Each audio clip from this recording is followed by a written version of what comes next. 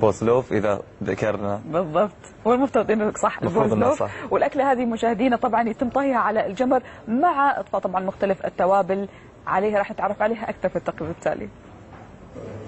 رؤوس الشاة هذه لا يستغني عنها الجزائريون في الكثير من الأحيان عند تقطيع أجزاء الخروف، فهم يجتهدون ويكدون لتحضير طبق البوزلوف.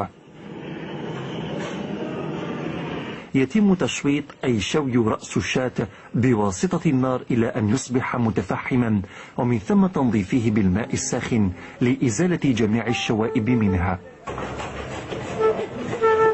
يقطع رأس الشاة إلى قسمين من أجل حشوه بمجموعة من التوابل كالقصبر والفلفل الأسود والأحمر والكمون والثوم، ودهنه بالزبدة البلدية، على أن يتم تزيينه بباقة من البقدونس لإضفاء النكهات عليها.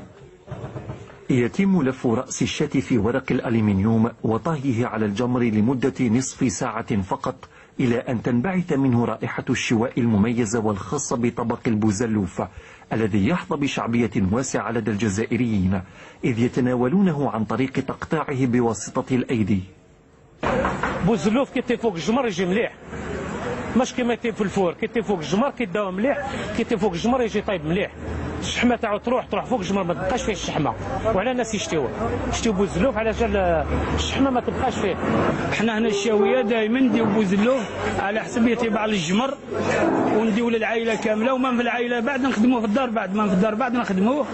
العامل الايجابي في الاكله هذه انه القاسي والداني يعلم قيمه المواشي الجزائريه.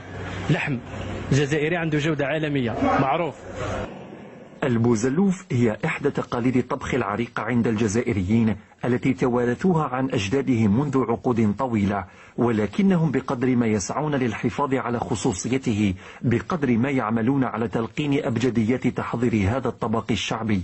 رفيق بخوش، وصباح الخير يا عرب، مدينة أم البواقي، شرقي الجزائر. يعني رفيق باخوش مديون لخالد بعزيمة. يعني التقرير السابق كان بلس 18 وكان لازم نحط تنويه عشان القلوب يعني الرحيمة. بس عادي، بس في اشياء احنا ما نشوفها، يعني ناكلها بس ما نشوف كيف يتم ذبحها وسلخها ثم طهيها، ولكن هي شفناها على الهواء يعني بحري، شفنا كل شيء. عادي مو مشكلة. على العموم مشاهدينا باكا باكا ذكرين درب الزلق باكا ايام قبل سووا مشروع قال بس ما نقدر نكتب باكا، شو نكتب باكا، كنسلوا المشروع. اللي ما سأل ما يعرف الباكا